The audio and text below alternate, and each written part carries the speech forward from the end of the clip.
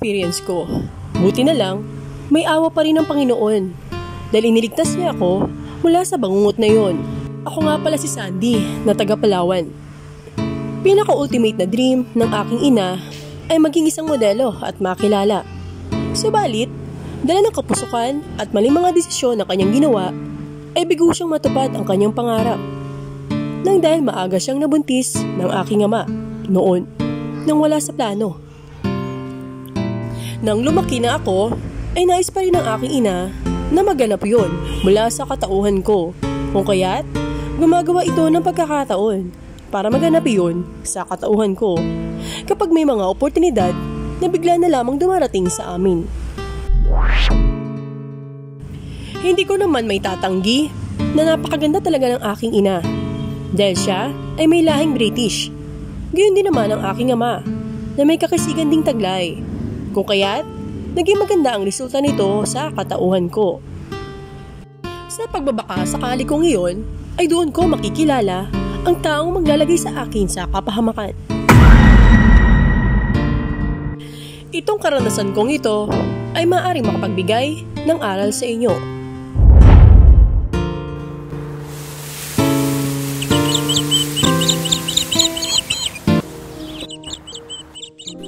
Hay!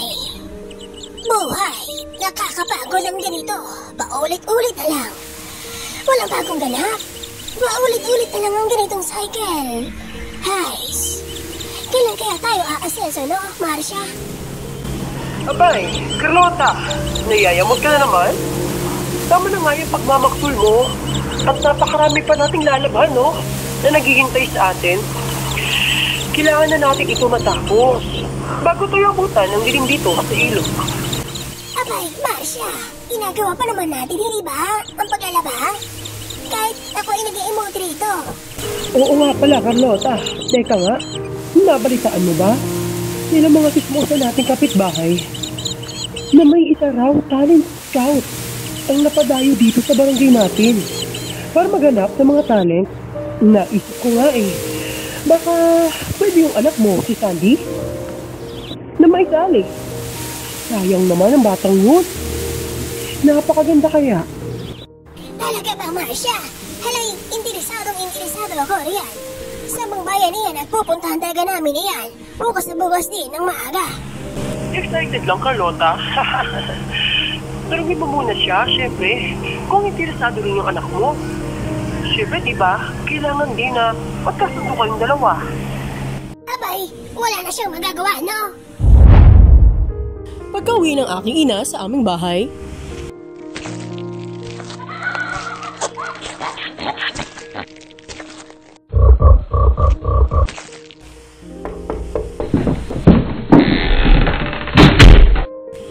Oy, Nay! Buti ho, dumating na kayo. Sakto ho. At nakahain na po ang ating mga pagkain sa lamesa. Kayo na lang po kasi ang hinihintay namin. Nila Itay at mga kapatid ko. Tara na ho. Ganun ba? Okay, sige. Siya nga pala, Sandy. Maganda ka bukas, ha? May pupuntahan tayo. Suotin mo pinakamaganda mong damit. Anong meron, Ma? Saan po tayo pupunta? Ano ba yan, Carlota? Bakit ganyan naman kaagad ang bungad mo sa anak mo? Hindi mo pa nga nabababa ang mga dalahin mo Ayos naman, Mauro.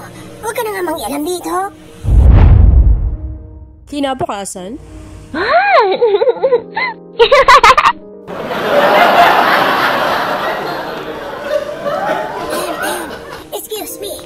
Excuse me lang, ha? Mga iya, makikiraan lang kami. Nako, dali, Sandy. Magmadali na tayo.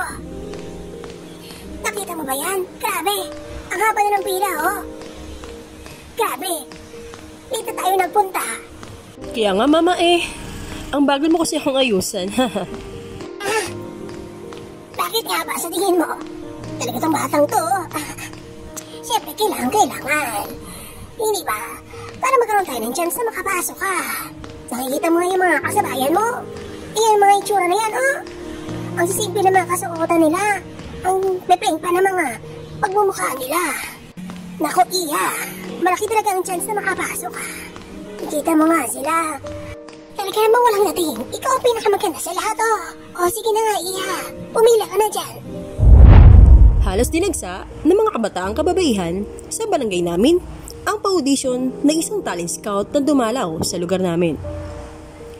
May isang oras din ang aking hinintay bago ako nakapasok sa loob. Naroon na nga ako sa harapan na isang lalaking may pagka-brown ng balat nito na may bigote at kulot ang buhok nito na nakasuot na pang Hawaii na damit na napakalapad ang ngiti sa akin. May mga kasama rin ito na kanya rin siguro mga alalay na nag-a-assist sa mga kabataang sumubok sumali sa oportunidad na yon. Oh, Iha! Napakaganda mo namang bata. Anong nais mong ipakita sa amin? Halos hindi nga ako makapag-react ni makapagsalita noong una. Matapos ito kunin ang aking pansin. Nanginginig na nga ang aking buong kalamnan sa nerbiyos. Hindi kagad ako makapag-isip ng paraan kung ano ang dapat kong gawin sa mga oras na yon. Hanggang sa may napansin akong kumakaway-kaway banda sa likuran. Napalingon ako roon.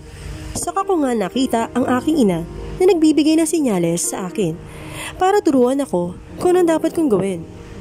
Hanggang sa may bigla na lamang nagkaroon ng idea sa aking isipan.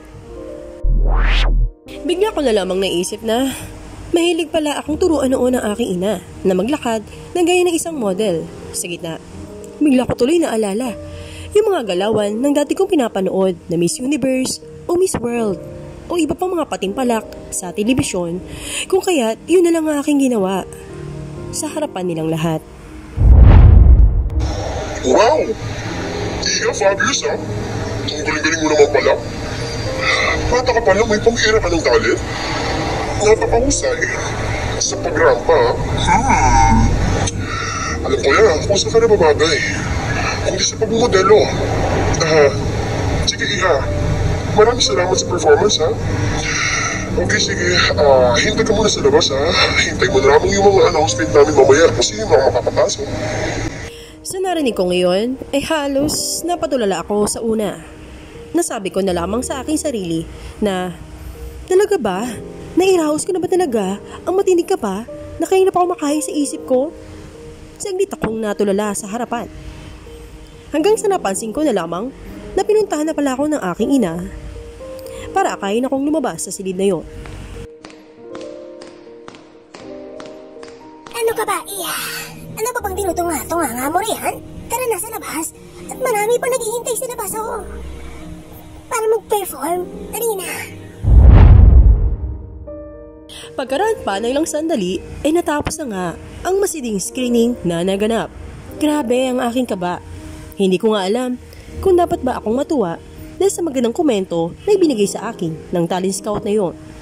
Huwag na umasa pa dahil sadyang marami-rami rin ang halos ang gagara ng kanilang mga kasuotan at talagang talentado rin kasi ang halos ilan sa kanila ay aking nakilala dahil ilan sa kanila ay aking ka-schoolmate. Mga kilalang magaling sa larangan ng pag-arte, pagkanta at pagsayaw.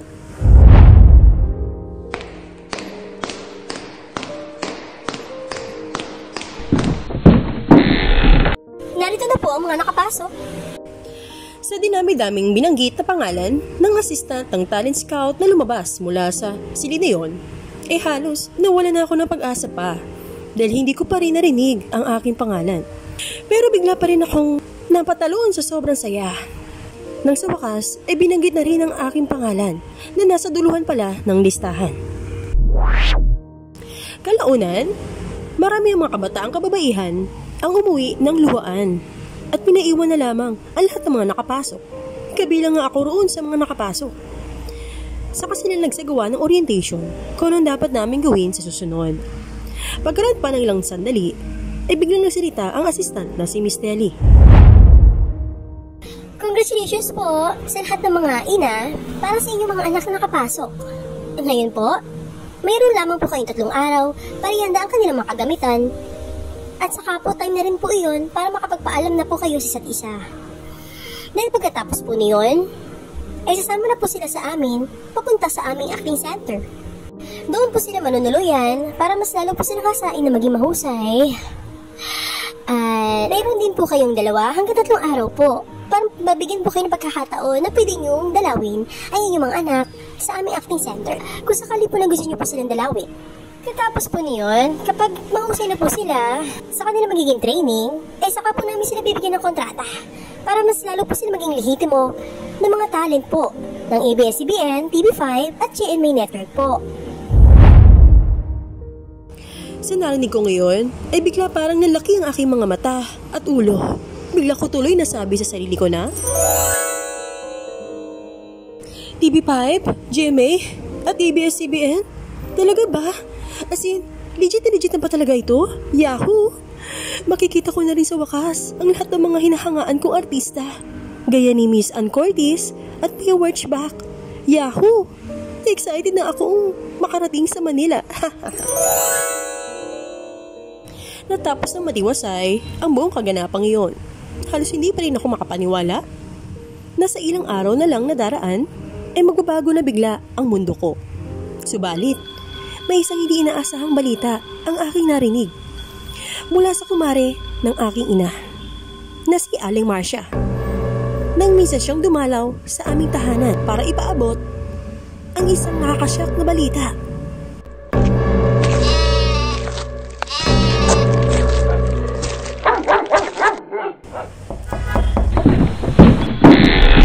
Mare, magandang umaga. Kamusta na kayo ni Sandy? Oh, kumare, magandang umaga rin. Halika't pumasok ka muna sa bahay. Mare, pasensya ka na kung naabala kita ng ganito kaaga. Alam mo naman, hindi ba? Mahalaga ka sa akin. Kasi matagal na tayo magkaibigan, hindi ba ako, Mare? Bukod pa roon, parang tunay na rin kasi na anak ang turing ko kay Sandy. Oo naman, kumare, na-appreciate ko yun. Sandali nga lang, mukhang parang atang seryoso ka. Ano ba yun, Maring Marcia? At tila ba may nais kang sabihin? Mare, alam ko na ako ang rason kung bakit napasali mo biglang yung anak na si Sandy, hindi ba? Doon sa audition. Kaya lang kasi, Mare, kung ako sa'yo, huwag mo na lang kaya ituloy ang pagpapadala mo sa anak mo sa Manila. Baka kasi bigla siyang mapahamak doon eh. Ano? Maring Marcia naman eh. Alam mo pinagsasabi mo? Mare, kasi ganito yan eh. May mga lumapit sa akin na mga kaibigan ng anak ko na si Erika. Kakilabot daw ang mga nangyari sa kanila roon. Anong ibig mong sabihin? Hindi na kita naiintindihan, Mare. Pwede ba? Diretsuhin mo na ako. Hindi na totoo, Mare. Yung pagpunta nila sa Manila, hindi na totoo. Talent scout yun. Agency ba? Para mag-recruit ng mga talent. Kasi, ang totoo niyan, dadalhin lang daw sila sa isang masukal na gubat na malapit sa ilog. At saka, ito pa, alam ko, hindi ka maniniwala dito sa sasabihin ko.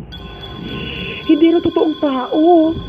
Yung talent scout na yun, nagpapanggap lang daw na tao. Isa raw yun na tinatawag na Sigbin. Oh no. Ha? Ano naman yung kalokohan ng sinasabi mo, kumare? Malayo naman ata sa katotohanan yung sinasabi mo, ha? Sigbin? Anong Sigbin? Sa fairy tale lang naman meron nun, ha? Fiction lang yan, eh. Kumbaga, kwentong pangbata. Mare, sigurado ka ba na okay ka pa? O mayroong tornilyo yung utak mo? Pasensya ka na nga, Mare, ha? Teka nga lang, Mare. Baka naman, kaya ka naninira ng ganyan, dahil nagsiselos ka. Hindi ba? Kasi si Sandy ang nakapasok sa audition, samantalang anak mo, bagsak. Hindi kaya ganon? Grabe ka naman, Mare. Kanya ka na ba ka-desperate para sabotahin mo ang magandang kinabukasan na kalaana para sa ibang tao? Mare, hindi ako nagsiselos o naiingit sa'yo, ha? Ang dahil lang, ang anak mo nakapasok at hindi ang anak ko. Nagpapasalamat pa nga ako eh. Kasi, hindi siya nakapasok. Kaya ako nagpunta rito. Kasi may concern ako sa inyo na mag-ina. Bahala ka nga kung ayaw mo maniwala sa akin. Basta ako, nasabi ko na dapat mong sabihin. Ayan ha, kung may nangyari sa anak mo, walang dapat ibang desisyon dito, kundi ang mali mong desisyon na gagawin, kumare. Nagiging masyado ka ng galit sa pangarap mo. Oh no. Hindi nakinig ang aking ina. Sa babalang sinabi ni Aling Marcia. Kung kaya't, sa paglipas pa ng 3 araw, ay natuloy ang pagdala sa amin ng grupo ng talent scout na yon. Sa hinaba-haba nang naging biyahe namin, ay bigla akong nagtaka kung bakit para atang masyadong tahimik ang lugar na tinutungo namin. Para itong disyerto sa una. Hanggang sa may natatanawan akong magugubat na area at pagaspas ng tubig. Habang palakas ang tunog ng tubig, ay bigla akong natanaw ang napakalaking building na mahaba. Hanggang doon sa likod kung saan matatagpuan ang ilog. Oh no. Naging curious ang aking isip sa lugar na aming napuntahan. Habang lumalakad kami patungo sa napakalaking building, matapos naming makababa sa mga sasakyan, ay bigla namang tumaas ang aking nerbiyos na rumagasa sa aking isip. Muli na namang nagsalita ang aking isip. Ito ba ang itsura ng Manila? Bakit para atang iba sa mga nakikita ko sa telebisyon at YouTube? Parang feeling ko, nasa probinsya pa rin kami. Napakatahimik dito at masyadong matataas ang poder sa paligid kung saan ako naroroon. Ito na ba ang tinatawag na acting center na tinutukoy nila? Sumusunod lang ako sa agos ng mga kasalukuyan nangyayari sa akin. Hanggang sa nakapasok na kami sa loob at nag-ipon-ipon kami sa gitna ng napakalawak na space sa ground floor. Sa kabilang banda, ako'y malapit sa kinaroonan ni Miss Telly. Habang patuloy kaming lumalakad sa loob, ay bigla akong nakarinig na nagiring na phone. Hanggang sa nasagot niya na iyon nang napahinto si Miss Telly sa paglalakad. Saka ito biglang tumalikod sa amin, palayo sa aming pwesto. Sa kanyang paglalakad, ay bigla naman nalaglag ang kanyang pamaypay. Nang akin itong mapansin, ay agaran ko naman iyong pinulot. Sa kahinabol, ang papalayo na si Miss Telly. Habang may kinakausap pa rin ito sa kanyang phone. Hindi ko sinasadya na marinig ang kanyang pagsagot sa kanyang kausap sa kabilang linya. Boss, nakarating na kami sa ating hideout. Nasaan na po kayo? Siya nga pala, pagpapahingihin ko muna ha, silang lahat sa ating hideout na ilang araw. At pagkatapos niyon, saka ko naman po sila ihahanda pagsapit na pangatlong gabi sa kabilugan ng buwan. Para po sa mga bisitang darating. Boss, may tanong lamang ako. Paano nga pala ang gagawin natin sa hindi mga mapipili? Takang-taka naman ako sa mga pinagsasabi ni Miss Telly sa kanyang kausap. Hindi ko pa nga natatapos pakinggan lahat ng mga sinasabi niya ay may biglang sumita sa akin isang gwardiya sa aking likuran. Hey, Iha! Anong ginagawa mo riyan sa likuran ni Miss Telly? Oh, ha? Pasensya na ko Iaabot ko lamang sana itong pamaypay na nalaglag ni Miss Telly kanina habang naglalakad siya. Kaso kasi po, napansin ko na parang may kinakausap pa siya sa phone niya ko kaya inintay ko na lamang po na matapos iyon bago ko sana iabot itong pamaypay niya. Halay, akin na nga yan. Ako na magbabalik sa kanya. At saka, bumalik na roon sa pila mo. Wala na nga akong nagawa, kundi ang bumalik sa aking pila. Sa paglipas pa, na ilang araw na pananatili namin sa building na yon, ay wala kami ibang ginawa, kundi ang kumain ng kumain at matulog. Sa pagsapit nga ng pangatlong gabi, ay iniyusan nga kami na sobrang ganda. Saka kami hinati sa 5 grupo. Nagkataon naman na napasama ako sa unang grupo. Walang ibang laman ang aking isip, kundi puro excitement at sobrang saya. Dahil ang aking inaasahan na bisita na aming daratnan, ay baka naman iba mga talent scout iyon o mga managers. Gaya ng sinabi ni Miss Telly nung nakaraan na aking narinig, para sanayan kami na maging isang professional talents. Sa kabilang banda, nang pinapaasikaso na kaming lahat, para magtungo na sa kabilang kwarto, ewan ko ba. Pero para atang biglang may nangyari sa akin ng mga oras na yon. Bigla ko na lamang naramdaman na biglang sumakit ang aking tiyan. Saka nga ako nagdesisyon na tumungo sa comfort room para magbawas.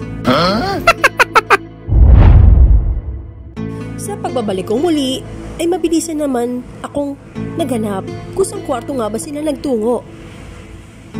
Subalit sa aking paghahanap, ay napunta naman ako sa isang kwarto kung saan walang katao-tao, pero bukas ang balcony. Paalis na nga sana ako sa nasabing kwarto ngayon, pero hindi ko inaasahan na matatalisod naman ako at madadapa sa likod ng isang napakahabang sopa. Oh no! Sa kabilang banda, tatayo na sana ako mula sa aking pagkakadapa, pero hindi ko naiwasan na sumilip mula roon sa bukas na balcony ng tirasa. Saka nga ako may napansin na tila ba may kakaibang itsura na akala mo'y nakasuot lamang ng mascot o costume ang bigla na lamang lumundag mula sa himpapawid.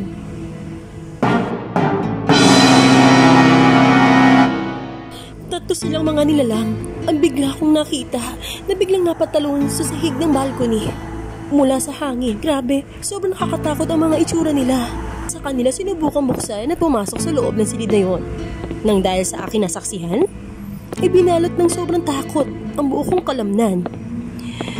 Saka nga ako sobrang nagsumiksik sa likod ng napakahabang sopa na yon upang maitago ko ng lubusan ng aking sarili. Nagsimulang lumabig ang buong kalamnan ko at binalot ng todo ng nerbiyos ang buong katawan ko. Saka nga nagsimula ring mamuo ang butil ng mga pawi sa aking noo. Grabe, hindi pa rin ako makapaniwala sa mga nakita ko. Mukha silang malalaking aso na kasing taas ng isang tao.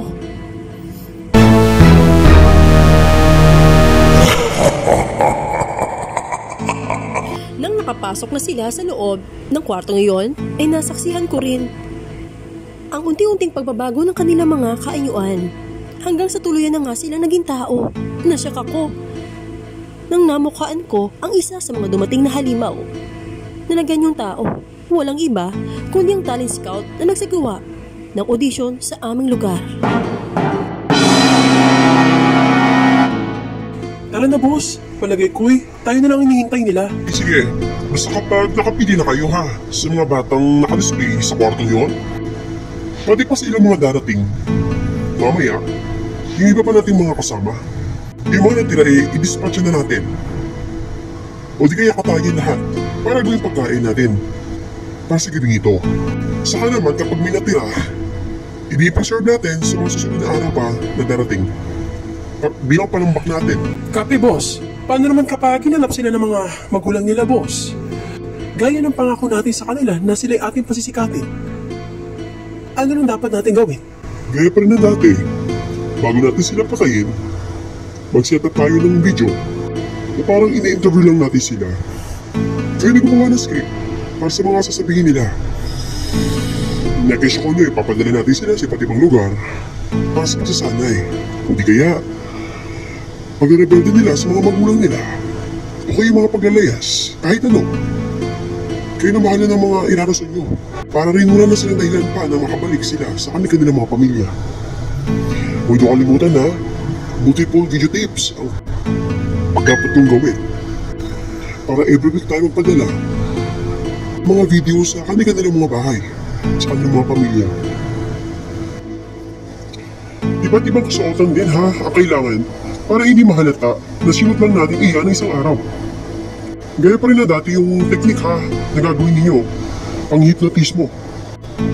Kapag magsasagawa na kayo ng video. Copy boss. Grabe boss, excited na talaga ako pumili na magiging mate slave ko para makapagparami na tayo ng ating mga lahi. Yun pala mga mapipili yung mate ay ang totoo talaga natin pasisikatin sa telebisyon habang mga mate sila. Madali lang naman isip ang kanilang mga pag-iisip gamit ang pang-hypnotismo natin. Sa lahat ng mga nalaman ko, ay halos muntik na akong mapasigaw sa takot. Buti na lang, natakpan ko bigla ng aking kamay ang aking bibig. Saka ko na lamang nakita at narinig ang paglabas ng mga yabang ng mga halimaw na yon mula sa kwartong iyon. Halos hindi ako makapaniwala sa aking mga narinig. Bigla hininga pa rin akong nakasandal sa likod ng sopa na yon habang nakatulala sa kawalan, habang iniisip ko pa rin na maigi ang mga pangyayaring yon. Pagkalipas pa ng ilang sandali, sinubukan ko lang ang lumabas mula sa kwartong yon. Subalit, sa aking paglabas, ay napansin ko na sabay-sabay ring lumabas ang ilan kong mga kasamahan mula sa kabilang kwarto. Papunta sa ibang lugar. Narinig ko na lamang na nagsasalita ang ilan na sila'y nalulungkot dahil sila'y hindi napili ng ilang mga dumating na bisita. Doon ko na lamang naalala na ang maaaring susunod na mangyayari sa kanila ay ang pagkatay o pagpatay. Gaya ng aking narinig sa mga napag-usapan ng halimaw na umalis sa kwartong yon. Napanguwi na lang ako sa sobrang takot. Wala akong magawa sa sitwasyon na yon. Sa kabilang banda, bumalik muli ako sa loob ng silid na yon. Saka nga ako nagtungo muli sa likod ng sofa. Pagkaraan pa ng ilang sandali ay may biglang nangyari sa akin nang mayroong hindi ko mawari kung sino ang nagtakip sa aking bibig mula sa likuran ng sofa na yon. Oh no!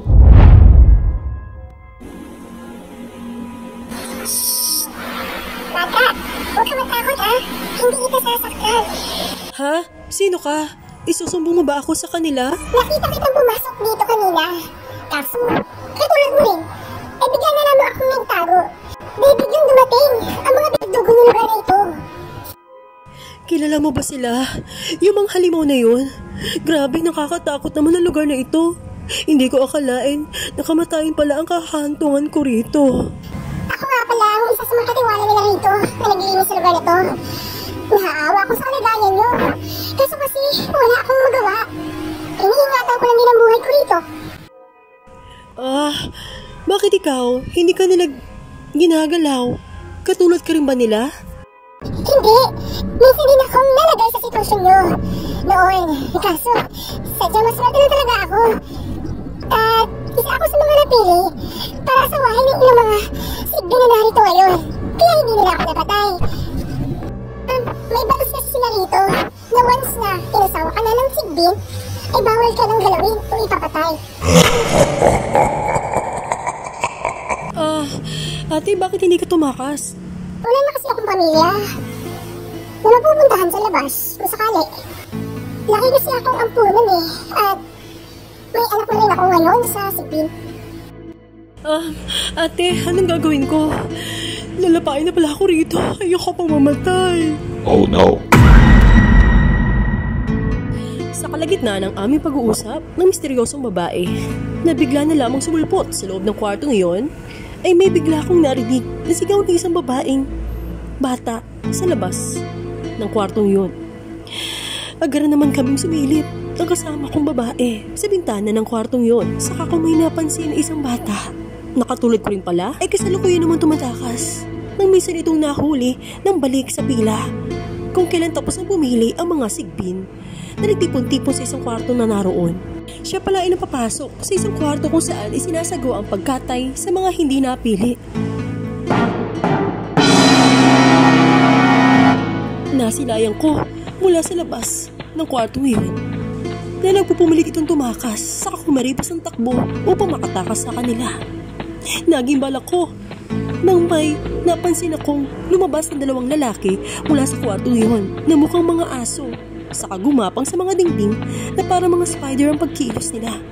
Saka sila nagmadaling tumalon-talon para habulin ang tumatakas na bata para ito'y kanilang mahuli ulit. Sa kabilang banda, napansin ko na lamang na hinawakan ng isang halimaw ang ulo ng nahuling bata at nakipagtitigan nito sa mga mata nito na para bang may binubulong ito. Saka ko nga napansin na kumalma bigla ito at tila ba umati ng isang robot na parang walang nangyari. Muli sila naglakad ng sabay-sabay pabalik sa nasabing kwartong yon. Pakiramdam ko na lamang na parang isinailalim sa isang hipnotismo ang batang yon. Sa kabilang banda, bigla naman akong hinila ng babaeng aking kasama sa loob ng kwarto yon. Saka nga kami bumalik sa likod ng sopa at nag-usap ng masinsinan. Iha, tara muna. Kailangan na natin magmadali at anong oras. Huwag ka mag-alala. Tutulungan naman kita makalabas sa kwarto nito. Basta, makinig ka naman maigi ha sa instruction na sasabihin ko para tuluyan ka na makatakas rito. Sige ho, sige ho. May chimney rito. Kailangan mo lang talaga na lumusot dyan sa loob. Dahil may daanan dyan palabas sa bahay ito. At saka, hintayin mo ha. Sumabit ang madaling araw o yung pagsikat ng araw. Bago ka tuluyang umalis sa lagusan na yun. Para hindi ka mahuli. At saka, may isang sasakyan. Itong plate number oh. Kailangan mo itong hanapin. Nakapark ito malapit sa igiba ng tubig, banda sa kanan. Pagkatapos, kapag nakita mo na yun, lumusot ka roon ha. May makikita kang tubo roon. Kumapit ka roon na maigi para makapagtago ka roon. Kasi bukas ng madaling araw ay pupuntang bayan iyon eh, o palengke. Pagkatapos, bahala ka na ha kung papaano ka makakabalik sa bahay ninyo. Nagis mo ba lahat ng instructions na sinabi ko sa iyo, Iha? Talaga ho? Maraming salamat po, Hati Maraming salamat po sa gagawing tulong ninyo sa akin. Naway gabayan ako ng Panginoon sa gagawin ko. Sigurado ho ba kayo na hindi kayo po sasama? Sigurado ako, Iha. Baka nga, ito talaga ang mission ko na tumulong sa ilang mga dinudukot nila para iligtas. Hala, sige na at pumasok ka na riyan sa chimney hanggat may oras pa. Hindi na nga ako nagsayang pa ng oras. Saka ako lumusot sa nasabing chimney na tinuro ng babaeng yon. Grabe, sobrang maalikabok pala ang niloloob niyon dahil sa mga upos ng uling. Subalit, tinis kong lahat ng iyon para lamang makatakas. Gumapang ako ng gumapang kahit napakakipot ng dadaanan para lamang maligtas ko ang aking sarili. Umabot din siguro ng 1 hanggang 2 oras ang ginawa kong paggapang sa lagusan na yun. Hanggang sa nakarating na nga ako sa dulo. May maliit na butas naman doon para masilip ang kalagayan sa labas. Nagsasabi nga na totoo si ate. Halos likod na ng building na iyon ang natatanaw ko sa labasan. Subalit, napakadelikado palang lumabas. Gaya ng sinabi ni ate, dahil may naaninagan ako ng mga itsura na parang aso pero katuwang tao. Gaya ng mga aking nakita sa labas ng kwartong iyon na umiikot sa labas ng building na iyon. At ang ilan sa kanila ay nag-uusap-usap. Naaninagan ko na lamang iyon nang dahil sa liwanag ng kagaling sa kabiliguan ng buwan. Nakaramdam ako ng sobrang takot kung kaya't naghintay ako hanggang kinabukasan bago lumabas sa nasabing lugar na iyon. Kinabukasan, bigla akong naalimpungatan nang nakita ko ang pagsikat ng araw mula sa butas ng kinaroroonan ko. Saka nga ako nagmadaling sumilip sa paligid. At nang mapansin ko, halos wala lang ang kahit sino ang naroon, saka nga ako nagmadaling lumabas at mabilisang hinanap ang sinasabing sasakyan ni ate. Sa kabilang banda, hindi na nga ako nahirapan pang mahanap ang nasabing sasakyan. Saka nga ako nagmadaling lumusot doon. Grabe, mukha talaga akong taong uling dahil sa labis na kaitiman ng kulay ng aking balat, maging ng aking damit. Nang dahil sa pagsuot ko sa loob ng chimney na iyon, pumailalim nga ako sa ilalim ng nasabing sasakyan. Saka nga ako kumapit ang todo sa nakita kong tubo. Pagkalipas pa ng ilang sandali, ay naramdaman ko na lamang na may mga yabag ng paa na papalapit sa nasabing sasakyan habang nag-uusap sila. Ay, kailangan na nating matapos ang paghakot ng mga patay na yan. Para iangkat sa black market natin, mas mainam talaga na pagkakitaan din natin ng mga bangkay na yan. Para maibenta sa iba pa na nangangailangan ng organ at pagkain. Katulad din nating mga sigbin na taga-ibang tribo. Hala, sige at umalis na tayo kagad kapag natapos na tayo rito. Nagimbal ako sa aking narinig. Saka bigla ko na lamang napansin na may isang bangkay ang bigla na lamang nalaglag sa lapag habang ulo nito ay sakto naman nakaharap sa akin habang nakadilat pa ang mga mata nito. Oh no!